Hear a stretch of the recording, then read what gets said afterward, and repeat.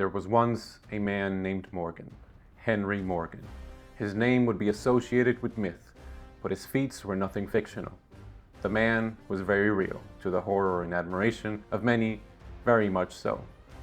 An English-backed privateer and a pirate in Spain's eyes, Captain Morgan would raid, plunder, pillage, and murder his way into knighthood and the title of Lieutenant Governor of Jamaica.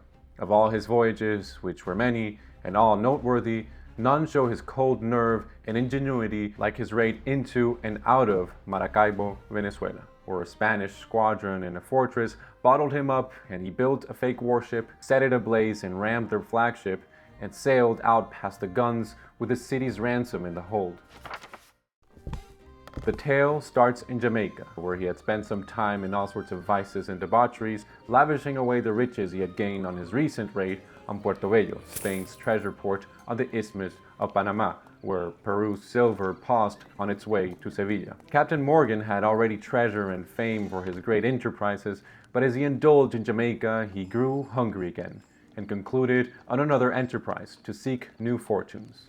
To this effect, Captain Morgan ordered the commanders of his ships to meet at De La Vaca, strengthened by a freshly arrived ship from New England, well mounted with 36 guns. It didn't take long for the daring Captain Morgan to pick up a fight with a French ship he wanted to add to his fleet. This, however, would backfire on him when, having taken the French prisoners when diplomacy failed, these blew themselves up with gunpowder in the hold. How exactly they managed this, it is not known because most everyone was too drunk to recall. The following day, Captain Morgan resolved to have the miserable trenches that were blown up to be searched for, not to afford them Christian burial, but for their clothes and attires, and if any had gold rings on their fingers, these were cut off. Irritated at this brief and bothersome intermission, he proceeded on his voyage till he came to the port of Ochoa. Here he landed some men, sending them into the woods to seek water and provisions. This endeavor would also end in blood. This time it was against the Spaniards, who were fortified there. They took up arms against each other when Morgan's men tried to surprise those there, and losses were counted on both sides. The next day, Captain Morgan, extremely offended at what had passed, went himself with 200 men into the woods to seek for the Spaniards who escaped from the confrontation. But he wouldn't have that satisfaction. Finding nobody, he revenged his wrath on the houses of the poor and miserable rustics that inhabited those scattering fields and woods, of which he burned a great number. With this, he returned to his ships, somewhat more satisfied in his mind. Even more impatient now, he considered his next target with eager fury. He thought perhaps he could raid Santo Domingo. However, the Spaniards there were aware of his presence and would be prepared. Meanwhile, some reinforcements, which Henry Morgan was expecting, had not yet arrived, so he decided to sail for the island of La Savona to await there. It was here in La Savona that an idea emerged. He would raid the coasts of Caracas. He made a review of his people. He had only 500 men with him. The reinforcements that he awaited with impatience were of 7 more ships, he having only 8 in his company, of which the greater part were very small. It would be difficult to storm Caracas with such numbers. And suddenly a voice emerged from his crew, that of a French captain in his fleet. This Frenchman had served another famous pirate, a French one called François l'Olonnais. The French captain told Henry Morgan how they had raided another part in the Venezuelan coast some years back, Maracaibo, and how based on their success at the time, he knew all the entries, passages, forces, and means how to put in execution the same again in the company of Captain Morgan. It had been 3 years since l'Olonnais had raided Maracaibo. The captain had heard how the town had enriched itself again, but hadn't yet strongly fortified themselves. The timing was perfect, and Captain Morgan did not need any further convincing. His urge finding at last a perfect target upon which to satiate itself. Without waiting for the reinforcements, Morgan sailed for Curaçao, but nearing those waters he preferred to steer towards Aruba, where he found a slender garrison inhabited by Indians subject to Spain, who spoke Spanish by reason of the Roman Catholic religion, cultivated there by a few priests sent from the Venezuelan mainland. Captain Morgan bought sheep, lambs, and wood for all his fleet, and after 2 days there in Aruba, or Ruba as Exquemelin writes, he sailed in the night so that those of the island would not see what course he steered. The next day they arrived at last at the Sea of Maracaibo, taking great care not to be seen from Vigilia, anchoring out of sight of it to await until night once more. After the humiliation the Spaniards at Maracaibo had received from Lolone 3 years prior, they had built a new fort at the mouth of what Exquemelin calls the Sea of Maracaibo, namely the Gulf of Venezuela as we know it today. This fort stood somewhere between Aruba and the Castillo de San Carlos de la Barra, which sits on the tip of the Isla de San Carlos on the west side of the chokehold into the Maracaibo Lake. We don't know precisely where this fort was as it doesn't stand today, as de la Barra does, but we do know what Exquemelin tells us. The Spaniards fired cannons against them as they sailed through. The dispute continued very hot, being managed with great courage from morning till dark night. At night, Captain Morgan drew near the fort and landed, and to his surprise found nobody in it. The Spaniards had deserted it not long before. They left behind them a match lighted near a train of powder to have blown up the pirates and the whole of the fortress as soon as they were in it. This design would have taken effect had not the pirates discovered it in a quarter of an hour, but Captain Morgan snatching the match saved both his own and his companions' lives. After this, they tore down walls and nailed 16 cannons, which meant they hammered big nails into the touch holes of the cannons, the hole through which cannons are ignited. At last, they took the muskets they found and other military provisions and returned to their ships, victorious. The next day, they distributed the powder and muskets and the other things they found in the fort among the fleet and continued their course towards Maracaibo, until the waters grew too shallow for their ships and were compelled to go in canoes and small boats. With only the weapons they could carry now, as soon as they touched land, they ran immediately to the fort of de la Barra, which they found, as the preceding one, without a person in it, for all were fled into the woods, leaving also the town without any people. As soon as they entered the town, the pirates searched every corner to see if they could find any people that were hid, who might offend them unawares. Over the next few days, they would start finding inhabitants and readily exercised upon them a terrible series of tortures. They put them to the rack, meaning torture by stretching their limbs with cords and ropes, extracting from them the information they sought. Where are those who fled? Where are the hidden treasures they own? Others had burning matches placed betwixt their fingers, which were thus burnt alive. Others had slender cords or matches twisted about their heads till their eyes burst out. Thus, all inhuman cruelties were executed on those innocent people. These tortures and racks continued for 3 weeks, until there was nothing left to take from Maracaibo. But not yet quenched, Captain Morgan went now towards Gibraltar. The inhabitants of Gibraltar received him with the shooting of great cannon bullets. But the pirates ceased not to encourage one another, saying, "We must make one meal upon bitter things before we come to taste the sweetness of the sugar this place affords." The next day, with all of his men landed, and guided by the French captain who had been here with Lolone before, Captain Morgan marched on in the same way, fighting, capturing, torturing, stealing, and this time Exquemelin tells us how they put burning palms into the prisoners' faces, how they captured and tortured a Don Sebastian Sanchez, the brother of the governor of Maracaibo, until he was of no use to them, and hanged him on a tree. At another point they found a black man whom they promised mountains of gold if they could guide them to the governor and his treasures, coercing him to carry out the murders and tortures against the Spaniards himself, so that in this way he might never be able to leave their wicked company. The horror did not stop there. They found a Portuguese who they thought to be rich and tortured him too, tied him with small cords by his 2 thumbs and great toes to 4 stakes fixed on the ground, the whole weight of his body hanging on those cords. Not satisfied yet with this cruel torture, they took a stone of about 200 pounds and laid it upon his belly, as if they intended to press him to death. They also kindled palm leaves and applied the flames to the face of this unfortunate Portuguese, burning the whole skin, beard, and hair.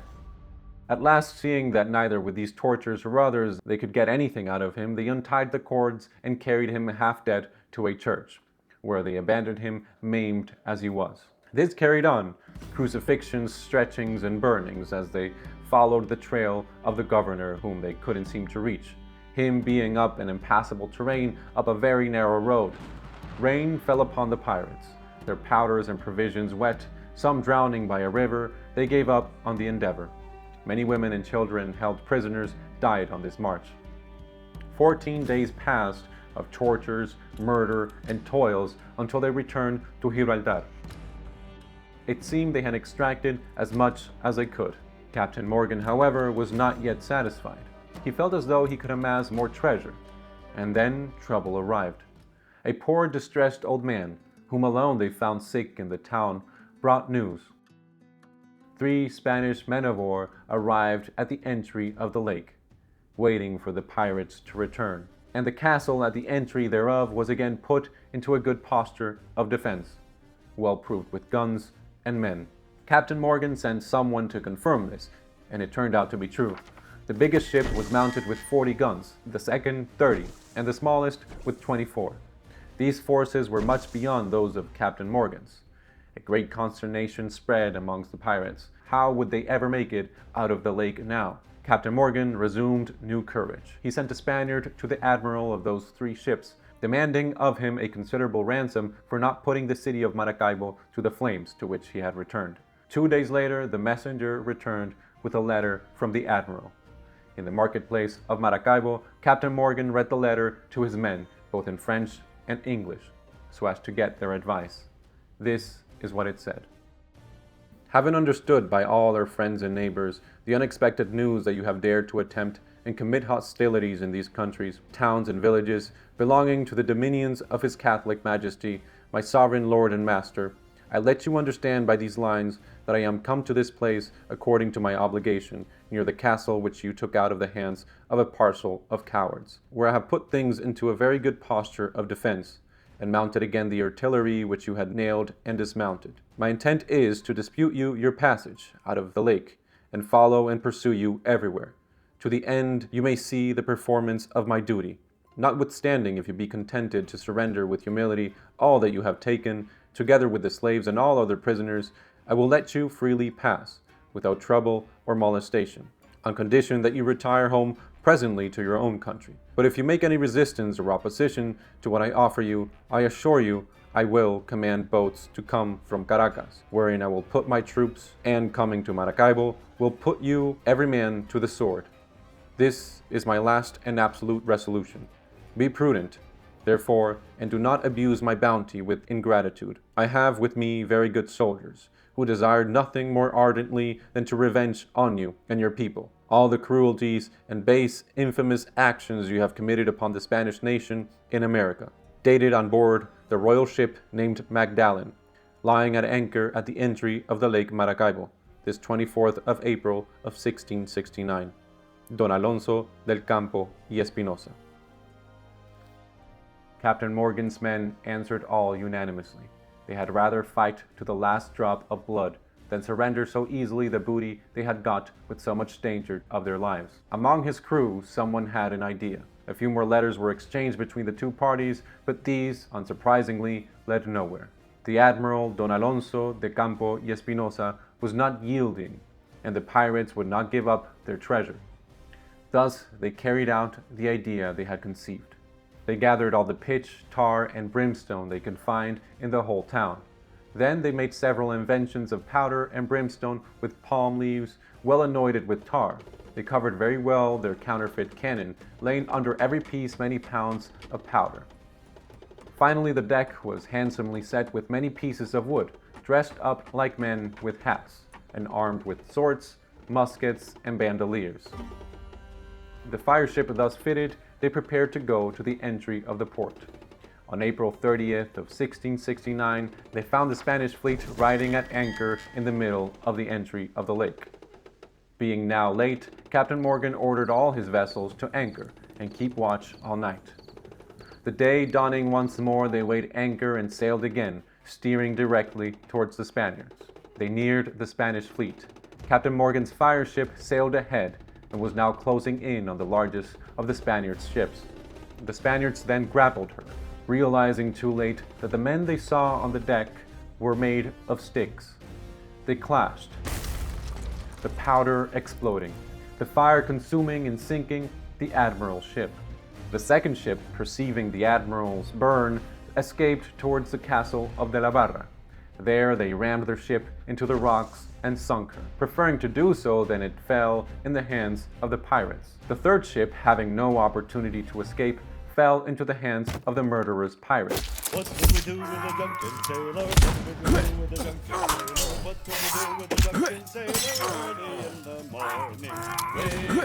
morning? Meanwhile, those surviving from the burning ship swam to the coast as well to meet with them and run to the castle. The pirates rejoiced at their victory, gathering and plundering all they could salvage from the Spaniards. The mouth of the Lake of Maracaibo was open, free for their passage, but Captain Morgan now saw another opportunity to extract even more treasure. He captured a Spanish pilot, who related to Morgan how it all had happened, how the Spanish crown complained to the British, how the British denied giving license to Captain Morgan, and how the Spanish crown was set on destroying the pirates, how they sent these 3 vessels to find him in Puerto Bello, and how at last they received news of their being in Maracaibo. The pilot, having related so distinctly those things to Captain Morgan, was very well used by him, and after some kind proffers made to him, remained in his service. And here the pilot told him that there was a great quantity of silver to the value of 40,000 pieces of 8. Captain Morgan, ever hungry, ordered his men to find a way to retrieve the silver from the depths, while he returned to Maracaibo to outfit his newly captured ship. During this, Captain Morgan demanded from the Admiral, Don Alonso, who was hiding in the castle, more gold. If he paid, he would release the prisoners and not set fire to Maracaibo. Don Alonso refused, but his men, fearing for the poor prisoners, paid Captain Morgan nevertheless. Captain Morgan, receiving the ransom, then sent message again that he would now release the prisoners, but only if he was guaranteed safe passage out of the lake. They still had those cannons from the castle to worry about. The Admiral Don Alonso was furious and refused to grant Captain Morgan his request for safe passage. He accused his people of cowardice, exclaiming, "If you had been as loyal as your king in the hindering of the entry of these pirates, as I shall do their going out, you had never had caused these troubles, neither to yourselves nor to our whole nation, which had suffered so much." Captain Morgan rolled up his sleeves. He distributed all the treasure among his fleet as dictated by their pirate law, in case they were forced to separate on their way out of Maracaibo. He sent small boats and canoes with hundreds of men standing upon them and ordered them to land on the shores of the castle. His men pretended to disembark on land, while instead they lay flat on the boats and canoes, so as the boats made their way back to the fleet, it had appeared as though the force of pirates was ready to storm the castle on foot. This was repeated several times. The Spaniards, seeing these moves from the pirates, moved most of their great cannons towards the land side, leaving the open sea almost without any defense. At night, Captain Morgan's fleet weighed anchor, not setting the sails and letting only the current guide them out of the lake. In this silent fashion, they exited the lake. The Spaniards, realizing what was taking place, rushed to move their cannons back towards the sea and fired at the pirates. But it was too late. They were far out of their reach. Here, Captain Morgan released some prisoners in a small boat and left Maracaibo, firing back at the castle as though taking their leave of them with a great treasure, a victory, and a grander escape.